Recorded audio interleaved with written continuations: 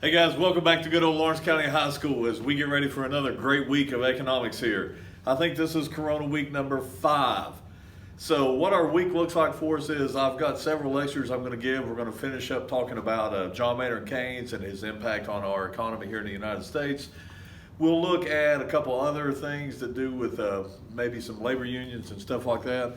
I think we'll have lectures up until Thursday, and then on Friday we will do a big review of all the material we've covered in economic theory.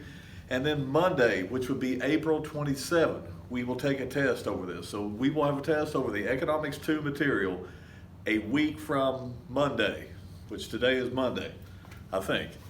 But your test will be next Monday, which is April 27th. So that's what we're looking like for week 5 of the Corona. Just to bring us back up to code here, we were talking about John Maynard Keynes, who wrote the General Theory of Employment. And Keynes is the guy who said that the thing that goes wrong with economies is people stop spending money and you have a lack of demand, which will snowball into just even more economic problems. So the way you fix it is through compensatory spending, which means you put money in people's hands and they will go buy things, and that will solve problems. And what do you have them do? Well, Keynes thought it would be good if you had them to work for it so they can build infrastructure projects, which is something that all communities need, and it's a win-win situation. People have jobs, communities get infrastructure. I guess the unwin part of this would be it creates a lot of debt because we have to borrow the money. So we talked about the Great Depression and how things had really gone wrong, and we elected a president named FDR, Franklin D. Roosevelt, and Roosevelt is going to use John Maynard Keynes' idea in his program called the New Deal. So FDR's plan to help the United States recover from the Great Depression, known as the New Deal, and he's going to use these alphabet soup programs, and the reason they're called that is because they all had these little 3-letter initials that they stood for, and we're going to look at 4 of them here today. So in these alphabet soup programs, the first one I want to look at is something called the TVA, or the Tennessee Valley Authority, and it was created in 1933. What it did is it constructed a series of dams and water control projects throughout the South. So we're talking about through pretty much the southeast part of the United States. They're going to go in, they're going to take rivers and dam them up, and let's think about all what we're doing here. It creates construction jobs. In order to build a dam, you have to have lots of construction going on. So you're going to have materials that's needed to build the dam, and that'll give those people jobs, and then the actual people who build it. Once you get a dam built, you fill it up full of water. Let's think about what all we have there. We got a dam full of water. What are we going to do with that during the Great Depression? Well, it created jobs, provided recreation, and produced cheap hydroelectric power. Because now we have all these lakes with water in them. If we let it run down these giant tubes into the turbines, and it'll spin the turbines, it'll make electricity. So we'll have cheap electricity throughout the South. And this program worked very well, and in fact, it's still in place. If you've ever traveled to Knoxville, Tennessee, you can see the TVA building still down there. So this is something very much is still in play. Here's another little map with a lot of the TVA dams located throughout Tennessee. You can see all the way up here in western Kentucky, a Kentucky Dam here. That was a TVA project. So it's really all around us here. And if you've ever been down through the South, I'm sure you've been by one of these TVA dams. So that was the TVA. Here's another little program called the CCC, which is the Civilian Conservation Corps, also created in 1933. So what they're doing is they're going to focus on reforestation and land conservation projects, and they will also dig canals, and they'll build wildlife areas. So these people are really more involved in just trying to reforest places and to make sure that the environment is in good shape. They also get the nickname the Tree Army because they're out planting a lot of trees in places where there should be trees. And they really focused on recruiting young men that were like 18 to 25 years old. At its peak, they're going to employ 500,000 people. Guys, that's 500,000 people.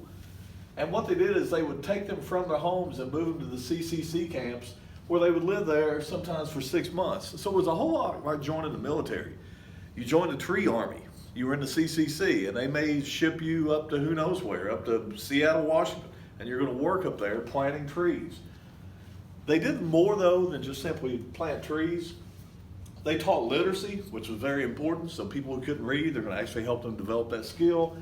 They gave them a salary of $30 a month, but of that $30, $25 was sent back to the family at home. So let's think about it. If you're an 18 to 25-year-old male, You go into the CCC, they're going to pay you $30 a month, but 25 of it's going to be sent back to your family, and you have $5 to spend. But you don't really need that much money because they're taking care of you just like you're in the Army, and they're giving you a place to live, and they're giving you medical care, and they're giving you meals and stuff. So really, it was a good program. Then they look at this and go, wow, they're getting paid $30 a month. That's like basically $1 a day. But this is the 1930s during the Great Depression, so that's pretty decent money. So we see a couple of the logos here for the CCC, Civilian Conservation Corps, very successful program. A young man's opportunity for work, play, study, and health.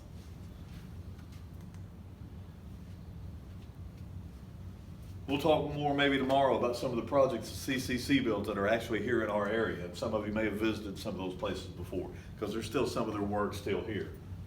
The last one we'll look at is something called the WPA, or the Works Progress Administration. And this actually starts out in 1935.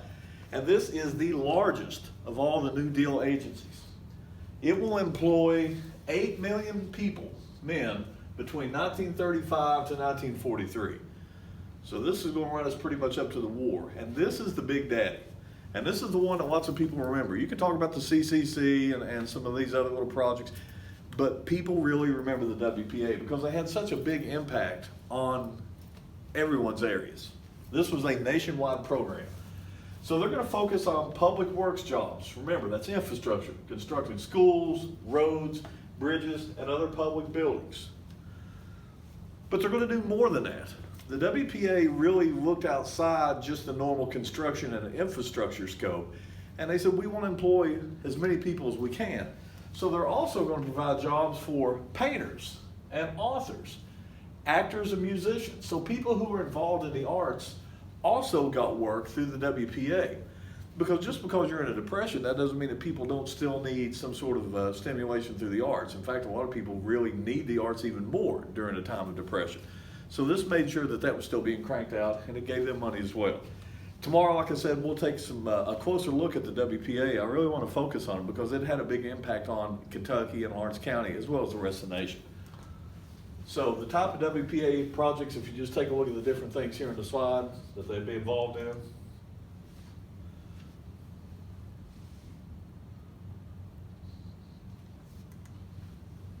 Things like buildings like this, which we'll talk about more tomorrow.